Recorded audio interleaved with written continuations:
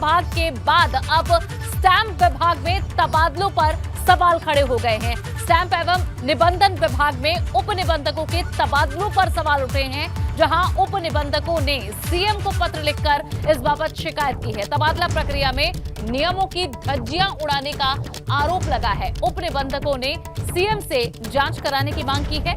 Promotion लंबित होने पर भी 4 उप निबंधकों का तबादला कर दिया गया। अब जब प्रमोशन होगा तो फिर तबादला किया जाएगा। इसके अलावा कई लोगों को ऐसी जगह उनका तबादला देने की भी शिकायत है जो उन्होंने विकल्प में ही नहीं भरे थे। वहीं जिन्होंने उस जगह को विकल्प के रूप में भरा, उन्हें वहां नहीं भेजा गया। कई निबंधकों को लंबे समय से एक ही जगह जमे होने के बावजूद नहीं हटाया गया, जबकि उनके कम समय वाले निबंधकों का तबादला करने का आरोप है। तो देखिए, जहां हाल ही में स्वास्थ्य विभाग में भी कुछ इसी तरह के तबादले हुए थे, जिस पर स्वास्थ्य मंत्री उप मुख्यमंत्री की तरफ से इस पर रिपोर्ट मांगी गई थी, और अब एक और ऐसा मामला। शैलेश अरोड़ा हमारे संवाददाता जुड़े हैं। शैलेश, अब एक और विभाग ये सामने आ चुका है जिसमें तबादला प्रक्रिया पर सवाल उठे हैं। कैसे ये बात उजागर हुई और इस पर क्या अब कार्रवाई होगी आगे? देखिए, मामला तब सामने आया जब तबादले होने के बाद उप निबंधकों ने इसमें गड़बड़ियां देखी और उसका पूरी जो शिकायती पत्र था मुख्यमंत्री को भेजा। विभागीय मंत्री को इसकी जानकारी दी गई। जो मंत्री हैं विभागीय रविंद्र जायसवाल, वहां तक जानकारी पहुंची, तब ये मामला सामने आया। 30 जून देखिए तबादले की अंतिम तिथि थी और 30 जून तक जो तबादले हुए उसकी सूची जब बाहर आई तो उसमें ये देखा गया कि तमाम ऐसे उप निबंधक थे स्टाम्प विभाग में जो जिनका प्रमोशन ड्यू है। तो जाहिर सी बात है, देखिए, जब इनका प्रमोशन होगा तो उनको कहीं और तैनाती मिलेगी। प्रमोशन ड्यू था, ऐसे में इन उप निबंधकों का कहना था कि अभी फिर तबादले का क्या मतलब है, क्योंकि प्रमोशन के बाद तो होना है। यानी एक तबादला अभी होगा, उसके बाद अभी जब उनकी प्रमोशन की लिस्ट आएगी उनका कुछ दिन में फिर से तबादला हो जाएगा। एक ही आपत्ति लगाई गई। दूसरी चीज इसमें यह बात आई कि तमाम ऐसे उप निबंधक थे जिन्होंने, उदाहरण के लिए मान लीजिए किसी ने टांडा जिले का विकल्प दिया कि वो टांडा जाना चाहता है, लेकिन उसको वहां पे नहीं भेजा गया, जबकि एक दूसरा व्यक्ति जिसने वहां का विकल्प ही नहीं मांगा था उसको भेज दिया गया। इसी तरह से जिले देखिए प्रायोरिटी में भरने होते हैं। तो एक व्यक्ति जो उदाहरण के लिए मान लीजिए हरदोई भरता है और वो हरदोई को अपनी सेकंड चॉइस भरता है, उसको हरदोई नहीं मिलता है, लेकिन जो आदमी फोर्थ चॉइस के रूप में भर रहा है उसको मिल जाता है। तो तमाम इस तरह के केस थे जिनके बारे में जिक्र करते हुए ये शिकायत की गई है। मुख्यमंत्री किया, विभागीय मंत्री किया, और निश्चित रूप से देखिए गंभीर मामला है कि एक तरफ लगातार देखिए मुख्यमंत्री ये निर्देश देते रहे मंत्रियों को कि वो ट्रांसफर पोस्टिंग में ना पड़े, इन मामलों में ना पड़े, ठेके पट्टे में ना पड़े। मंत्री तो दूर है, लेकिन जो अधिकारी खेल कर गए, अब उसके बाद मुसीबत मंत्रियों के लिए, सरकार के लिए हो रही, क्योंकि जो किरकिरी है वो सरकार की हो रही है। अभी देखिए स्वास्थ्य विभाग में जिस तरह से मामले आए कि वहां पर जो मृतक है, जो अब जीवित ही नहीं है, उनके तबादले कर दिए गए। ऐसे मामले आए कि जो ट्रांसफर पॉलिसी थी उसका पूरी तरह से उल्लंघन था, यानी जो लोग कपल है, अगर हस्बैंड वाइफ दोनों सरकारी सेवा में है तो उनको प्राथमिकता पर एक जिले में रहना चाहिए, उनका कोई पालन नहीं हुआ। जिन लोग का तबादला पता लगा 11 महीने पहले ही हुआ था, उनको दोबारा कर दिया गया। साल भर पहले वाले कई लोग थे, इनके रिटायरमेंट में सिर्फ 11 महीने रह गए, उनको तबादला कर दिया गया। और अब स्वास्थ्य विभाग के बाद में ये निबंधन विभाग का, ये स्टाम्प विभाग का मामला सामने आया है, जिससे अब हड़कंप मचा। निश्चित रूप से अधिकारियों की इस कारगुजारी की वजह से सरकार की देखिए इस पर किरकिरी हो रही है। बिल्कुल शैलेश, आप हमारे साथ जुड़े रहिएगा, आगे भी आपसे जानकारी लेंगे। बिल्कुल आगे बढ़ेंगे। बड़ी खबर मिल रही है, देश भर में कई घटनाओं को लेकर बीएचपी गंभीर है। प्रयागराज में विश्व हिंदू परिषद की बड़ी बैठक है। उदयपुर अमरावती की घटना पर बीएचपी की ये बड़ी बैठक बताई जा रही है। 19-20 जुलाई को बैठक का आयोजन है। रणनीति बनाएगा विश्व हिंदू परिषद। प्रयागराज के सहसो इलाके में डिग्री कॉलेज में बड़ी बैठक आयोजित की गई है। महामंत्री चंपत राय समेत कई बड़े नेता शामिल होंगे, ये खबर आ रही है। हिंदुओं की रक्षा को लेकर के मंथन होना है। प्रांत संगठन मंत्री मुकेश जी ने यह जानकारी दी है कि इस बड़ी बैठक को बुलाया गया है। 19 और 20 जुलाई प्रयागराज सहसो इलाके के डिग्री कॉलेज में वीएचपी की यह बड़ी बैठक होने वाली है। अमरावती उदयपुर की घटना के बाद मंथन करेगी विश्व हिंदू परिषद। तमाम बड़े पदाधिकारी मौजूद रहेंगे। जमावड़ा लगेगा प्रयागराज में। उदयपुर अमरावती की घटनाओं पर वीएचपी की यह बड़ी बैठक बुलाई गई है और संगठन से जुड़े तमाम पदाधिकारी मौजूद रहेंगे। और प्रयागराज में इस बैठक का आयोजन होना है 19-20 जुलाई को। तो जमावड़ा लगेगा तमाम विश्व हिंदू परिषद के कार्यकर्ताओं का।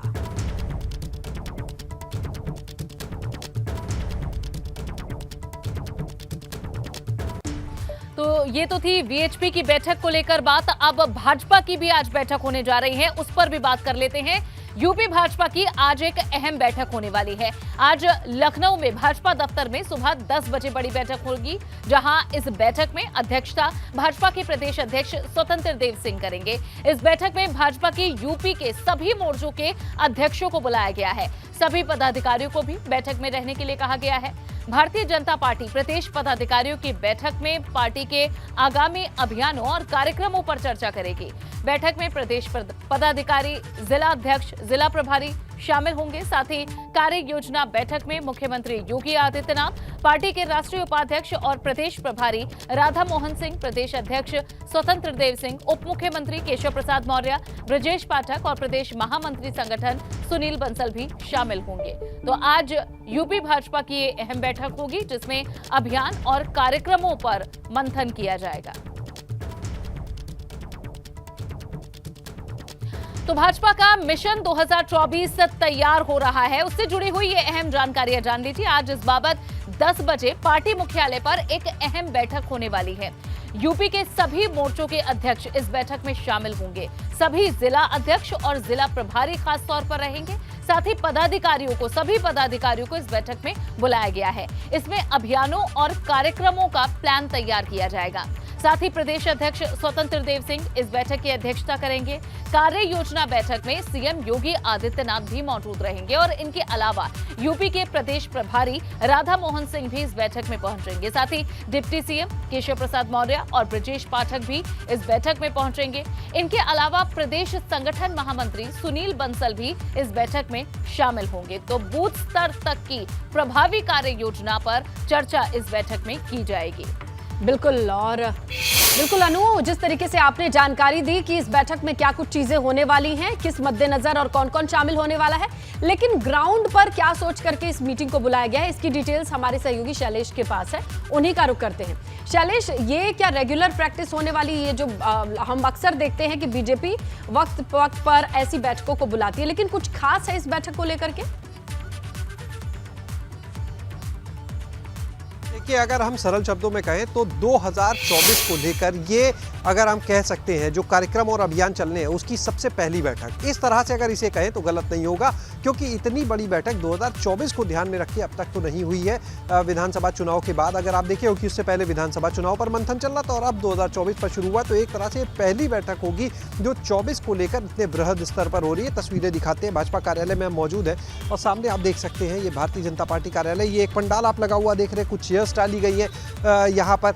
हालांकि अगर हम बात करें इस बैठक को लेकर तो देखिए इसी बिल्डिंग में, जिस बिल्डिंग को हम आपको दिखा रहे हैं, इसी में ये बैठक होगी। ऊपर फर्स्ट फ्लोर पे एक हॉल बना हुआ है और बैठक में अगर हम खास चीज़ों को लेकर बात करते हैं तो देखिए यहाँ पर मुख्यमंत्री रहेंगे, यहाँ पर दोनों डिप्टी सीएम, भाजपा के प्रदेश अध्यक्ष जो कैबिनेट मंत्री भी हैं, महामंत्री संगठन सुनील बंसल, ये सब लोग तो रहेंगे, लेकिन इनके साथ में होंगे सभी जो मोर्चे हैं, चाहे युवा मोर्चा हो, महिला मोर्चा हो, SC/ST मोर्चा, OBC मोर्चा, तमाम जो मोर्चे, किसान मोर्चा, इन सब के जो प्रभारी हैं, जो अध्यक्ष हैं, उनको बुलाया गया है। जिलों के जो अध्यक्ष हैं उनको बुलाया गया है और यहाँ पर मंथन होगा आगामी कार्यक्रमों अभियान पर। अभी देखिए 2 और 3 जुलाई को तेलंगाना के हैदराबाद में भाजपा की राष्ट्रीय कार्यकारिणी की बैठक हुई थी और उस बैठक में कुछ अभियान, कुछ कार्यक्रम तय किए गए थे 2024 के मद्देनजर। और अब उन जो राष्ट्रीय नेतृत्व ने इस तरह के अभियान और कार्यक्रम तय किए हैं, अब उनको उत्तर प्रदेश में किस तरह से उनका क्रियान्वयन होना है, किस तरह से उसे बूथ स्तर तक ले जाना है, इसको लेकर आज यहाँ पर योजना बनेगी। जो लोग आएंगे उनको बताया जाएगा आपको अपने क्षेत्र में जाकर किस तरह से काम करना है, किस तरह से लाभार्थियों को बताना है कि सरकार ने उनके लिए क्या काम किया है, यानी लाभार्थी को वोटर में बदलने का काम करना है। कुल मिलाकर बीजेपी 24 घंटे चुनावी मोड में रहते हैं, ये बात कहा जाता है, इसे लेकर के बैठकें लगातार चलती रहती हैं। लेकिन आप ये कह रहे हैं कि आज वाली बैठक सबसे बड़ी बैठक अब तक की देखी गई है। अब इतनी बड़ी बैठक से क्या क्या पॉइंट्स निकल करके आते हैं, आप नजर बनाए रखिएगा। आगे भी आपसे अपडेट लेंगे और बड़ी खबर के लिए रुक करते हैं अनु का। जी अनु। बिल्कुल बिल्कुल स्नेहलता, जल्दी से एक बड़ी खबर दे देते हैं अपने दर्शकों को। लखनऊ से मिल रही है सपा विधायक आजम खान से जुड़ी हुई ये बड़ी खबर है। सरकारी लेटर पैड के गलत इस्तेमाल का मामला, जहां आजम खान पर अब 19 जुलाई को तय होंगे इस मामले में आरोप। कोर्ट में सुनवाई के दौरान आजम खान भी मौजूद रहेंगे। नकवी ने राज्य अल्पसंख्यक आयोग के सदस्य को भेजे शिकायत में आरोप लगाया कि आजम खान सरकारी लेटर पैड व मोहर का दुरुपयोग करके भाजपा, आरएसएस और मौलाना सैयद कल्बे जवाद नकवी को बदनाम कर रही हैं। ये आरोप उन पर लगाए गए। 1 फरवरी 2019 को हजरतगंज थाने में इससे संबंधित एफआईआर हुई थी और उसके बाद अब इस मामले में कोर्ट फैसला सुनाएगा। बिल्कुल अनु, और एक और बड़ी खबर आ रही है, दर्शकों तक पहुंचाएं। जहां लखनऊ से एक खबर है, यूपी विधान परिषद में सपा को झटका लगा है। सपा ने विधान परिषद में नेता विरोधी दल का पद खो दिया है, क्योंकि विधायकों की विधान परिषद सदस्यों की संख्या होनी चाहिए 10 कम से कम, लेकिन अब सदस्य बचे हैं समाजवादी पार्टी के पास सिर्फ 9, और इसीलिए ये विरोधी दल का नेता पद खो चुकी है समाजवादी पार्टी। इस बात की जानकारी प्रमुख सचिव डॉक्टर राजेश सिंह ने अधिसूचना जारी करके दे दी है। देखिए, ये संख्या बल के हिसाब से 10 संख्या होनी चाहिए थी समाजवादी पार्टी के पास। 100 सदस्य होते हैं, उसका 10% यानी 10 होने चाहिए थे सदस्य, लेकिन समाजवादी पार्टी के पास सिर्फ 9 सदस्य मौजूदा स्थिति में मौजूद हैं। ऐसे में नेता विरोधी दल का जो पद है वो समाजवादी पार्टी के पास अब नहीं रहा। 10 संख्या होनी चाहिए परिषद में सदस्यों की, लेकिन समाजवादी पार्टी के पास सदस्यों की संख्या बची है सिर्फ 9। ऐसी स्थिति में परिषद में विरोधी दल के नेता पद पर समाजवादी पार्टी का कोई प्रतिनिधि अब नहीं रह सकता है। संख्या सिर्फ 9 है। एक सदस्य की कमी के चलते विरोधी दल नेता के पद से महरूम रहेगी अब समाजवादी पार्टी परिषद में।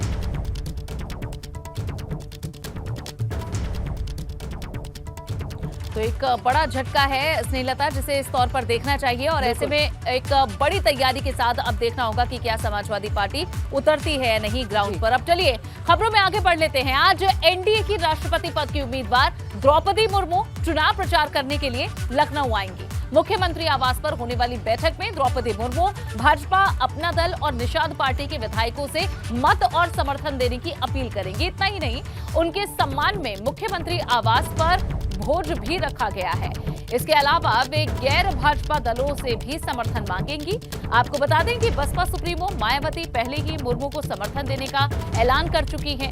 देश का सबसे बड़ा राज्य होने के नाते उत्तर प्रदेश राष्ट्रपति चुनाव में अहम भूमिका निभाएगा। यहाँ 14.88% यूपी के जनप्रतिनिधियों के वोटों का मूल्य है, जो अन्य राज्यों की तुलना में सबसे ज्यादा है। द्रौपदी मुर्मू के स्वागत के लिए यूपी सरकार और भाजपा की ओर से जगह जगह बैनर लगाए गए हैं। तो आज द्रौपदी मुर्मू विधायकों से समर्थन की अपील करने के लिए लखनऊ पहुंचेंगी। मुख्यमंत्री आवास पर एक भोज भी इस बाबत रखा गया है। तो द्रौपदी मुर्मू के लखनऊ दौरे से जुड़ी हुई अहम जानकारियां भी आपको दे देते हैं। राष्ट्रपति पद के लिए एनडीए की संयुक्त उम्मीदवार हैं द्रौपदी मुर्मू। आज दोपहर 3 बजे वे लखनऊ पहुंचेंगे। यहां पहुंचकर वे सीएम योगी आदित्यनाथ और दोनों डिप्टी सीएम से मुलाकात करेंगी, जो कि उनके स्वागत के लिए मौजूद रहेंगे। इसके अलावा अपना दल, एस और निषाद पार्टी के नेता भी उनके स्वागत के लिए पहुंचेंगे। इसके बाद सीएम आवास पर भाजपा गठबंधन की बैठक में वे शामिल होंगे। इसमें अपना दल और निषाद पार्टी के विधायक रहेंगे। द्रौपदी मुर्मू विधायकों से समर्थन की अपील करेंगी। सीएम आवास पर उनके लिए एक भोज का आयोजन भी किया गया है। साथ ही गैर भाजपा दलों से भी समर्थन मांगेंगी द्रौपदी मुर्मू। आपको बता दें कि पहले से ही बसपा ने समर्थन देने का ऐलान कर दिया है। मायावती ने एक ट्वीट कर इसका ऐलान कर दिया था और अब वे लखनऊ में मौजूद रहेंगी द्रौपदी मुर्मू। देखना होगा कि किस तरीके से उनका आज का ये दिन रहता है। सारी रिपोर्ट, सारी जानकारी आपको एबीपी गंगा देता रहेगा। बिल्कुल अनु, ठीक कहा आपने, और देखना ये होगा कि किस तरीके से लखनऊ से तस्वीर आती है, लेकिन वो दिल्ली से रवाना होंगी और देखा जाए हलचल दिल्ली में है। इसीलिए हम रुक करते हैं, हमारे सहयोगी अविनाश तिवारी का वो जानकारी देंगे किस तरीके से क्या शेड्यूल है, कब तक निकलेंगी, कब तक पहुंचेंगी द्रौपदी मुर्मू। जानकारी दीजिए अविनाश।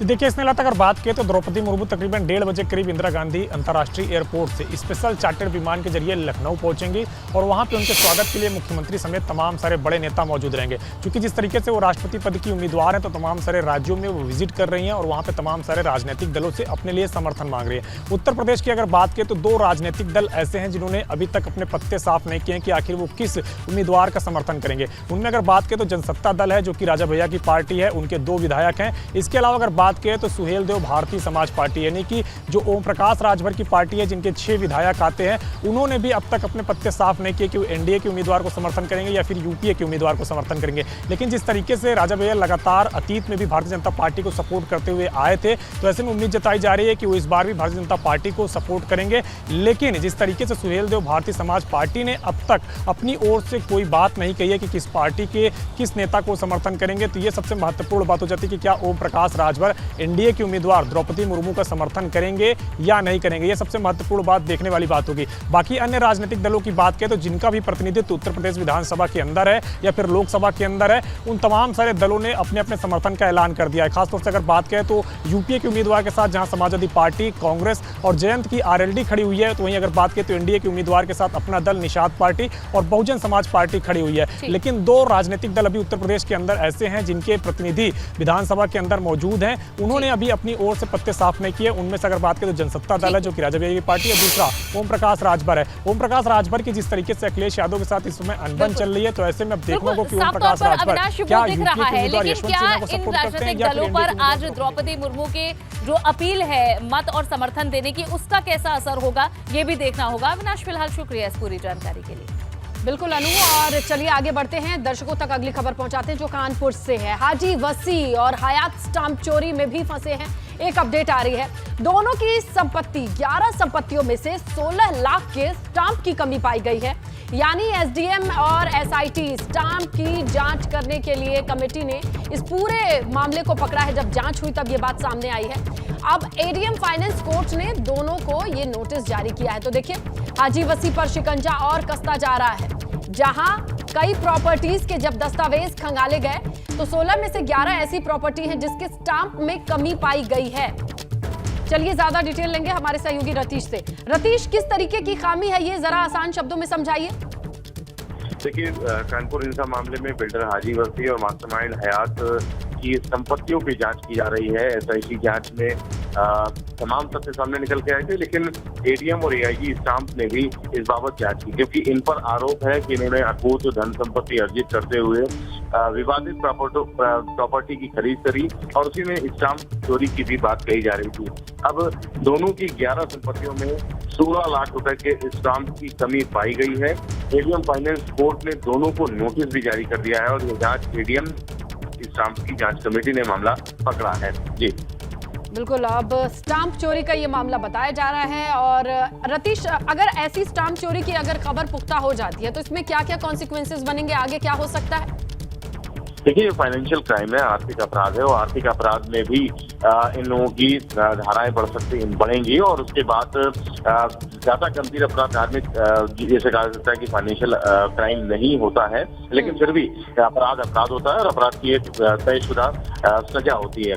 इससे पुलिस अपने केस को मजबूत करना चाहती है, इसलिए सभी तरफ से घेरते हुए उनके खिलाफ। तो कुल मिला के रतीश, एक और मामले की बढ़ोतरी हो जाएगी अगर ये खामी भी पाई जाती है, तो एक और मामला यानी शिकंजा और कसते चला जाएगा। रतीश, शुक्रिया तमाम जानकारी के लिए। खबर शाहजहांपुर से, जहां दहशत फैलाने के लिए दबंगों ने हवाई फायरिंग कर इलाके में अफरा तफरी कर दी। ये पूरी वारदात सीसीटीवी कैमरे में कैद हो गई। मामला नई बस्ती रेती मोहल्ला का है, जहां रंगदारी के लिए इन दबंगों ने लाइसेंसी बंदूक से फायरिंग की और अंजाम भुगतने की धमकी भी दी। तस्वीर आपके सामने है। बताया जा रहा है कि दबंग इसी तरह दहशत फैलाने की कोशिश आए दिन किया करते हैं।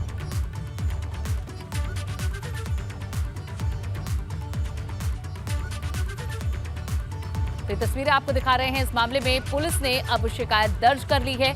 वहीं ये दबंग जो दहशत फैलाते हैं, इन पर अब पुलिस कार्रवाई कर रही है।